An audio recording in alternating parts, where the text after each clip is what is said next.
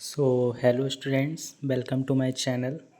आज हम लोग करने वाले हैं शिक्षण अधिगम के सिद्धांत का 2023 का क्वेश्चन पेपर हम लोग देखने वाले हैं। इसमें कौन कौन से प्रश्न पूछे गए हैं।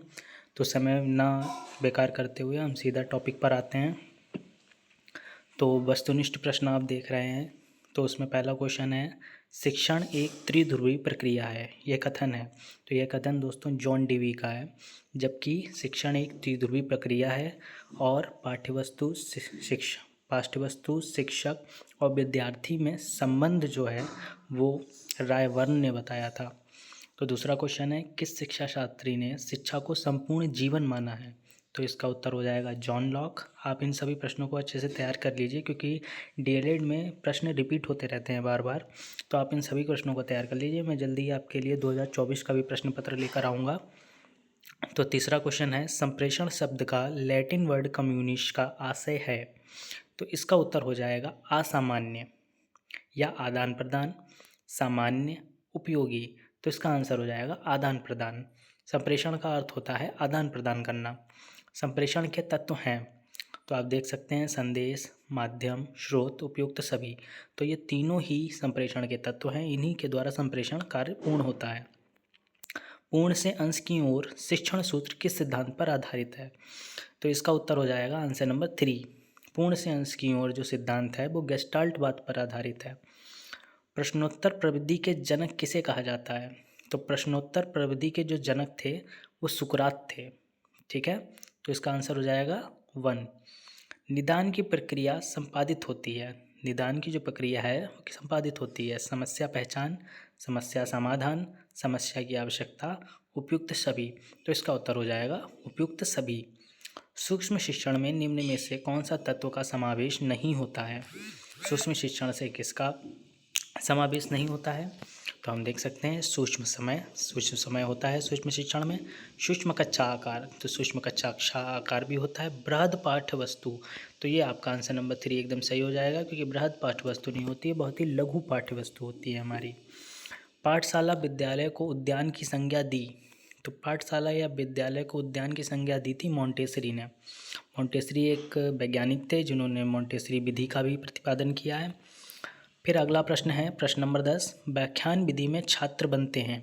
तो व्याख्यान विधि में छात्र क्या बन जाते हैं, उत्साही बन जाते हैं। तो इसका आंसर नंबर 2 हो जाएगा। प्राचीन कालीन शिक्षण विधियाँ थीं। तो पाठ्यक्रम केंद्रित, शिक्षक केंद्रित, पाठ्यपुस्तक केंद्रित, बाल केंद्रित। तो बाल केंद्रित तो आज प्रेजेंट में चल रही है। तो पुराने टाइम पे शिक्षक केंद्रित होती थी, मतलब शिक्षक को ही मेन माना जाता था और बच्चे बस निष्क्रिय होकर उनकी बातों को सुनते थे, वो सवाल जवाब नहीं कर सकते थे। प्रस्तावना प्रश्न का संबंध होता है। तो प्रस्तावना प्रश्न जब हम रखते हैं, तो आपने प्रस्तावना कौशल में पढ़ रखा होगा कि जो प्रश्न होते हैं वो पूर्व ज्ञान पर आधारित होते हैं। तो प्रस्तावना प्रश्न का संबंध पूर्व ज्ञान से होता है। तो 12 क्वेश्चन नंबर का आंसर 2 हो जाएगा। बच्चों में कल्पना शक्ति का विकास किया जा सकता है। तो समूह कार्य के द्वारा, व्याख्यान द्वारा, कहानी द्वारा, प्रश्नोत्तर द्वारा। तो इसका आंसर नंबर 3 एकदम सही हो जाएगा कि बच्चों में कल्पना शक्ति का विकास कहानी द्वारा किया जा सकता है। जब हम बच्चों को कहानी सुनाते हैं तो वो उसको इमेजिन करने लगते हैं, जिससे उनका कल्पना शक्ति में विकास हो जाता है। पाठ के प्रमुख तथ्यों को बार बार दोहराना किस शिक्षण सिद्धांत के अंतर्गत आता है। तो क्वेश्चन नंबर 14 देख रहे हैं हम लोग कि पाठ के प्रमुख तथ्यों को बार बार दोहराना किस शिक्षण सिद्धांत के अंतर्गत आता है। तो ये हो जाएगा आवृत्ति का सिद्धांत। आवृत्ति के सिद्धांत के अंतर्गत हम बच्चों को बार बार कोई चीज़ दोहराते हैं, जिससे वो उनका जो ज्ञान है वो स्थायी हो जाता है और वो हमेशा उसको याद रखते हैं। ये बहुत ही अच्छा सिद्धांत है चीज़ों को सिखाने का।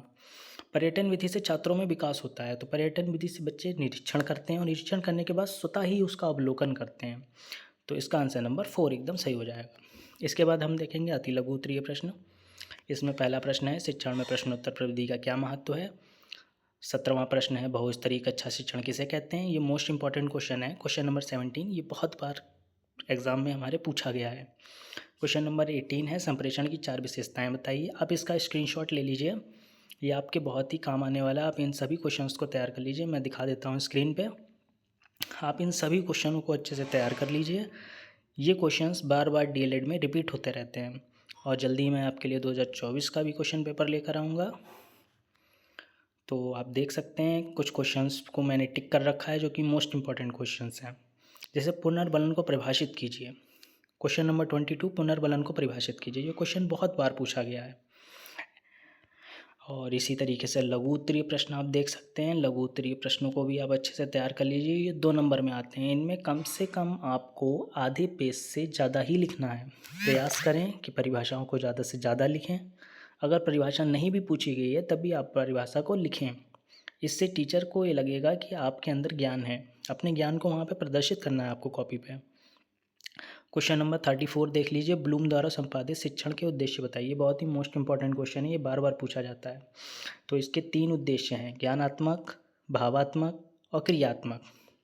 ठीक है, आप अच्छे से शिक्षण सूत्रों को पढ़ लीजिए, सिद्धांतों को पढ़ लीजिए, प्रविधियों को पढ़ लीजिए, सूक्ष्म शिक्षण को पढ़ लीजिए, सारे कौशलों को पढ़ लीजिए और आप अपना एग्ज़ाम अच्छे से कर सकते हैं। तो आप इन क्वेश्चनों का स्क्रीनशॉट ले सकते हैं। मैं पूरा PDF एक बार दोबारा से दिखा देता हूँ। आप इसका स्क्रीनशॉट ले लीजिए, इन सभी क्वेश्चनों को अपनी कॉपी में नोट कर लीजिए और अच्छे से इसको कंठस्थ कर लीजिए, अपने दिमाग में बैठा लीजिए। इसके बाद मैं आपके लिए लेकर आऊँगा 2024 का क्वेश्चन पेपर। तो मिलते हैं अगले वीडियो में। बाय दोस्तों।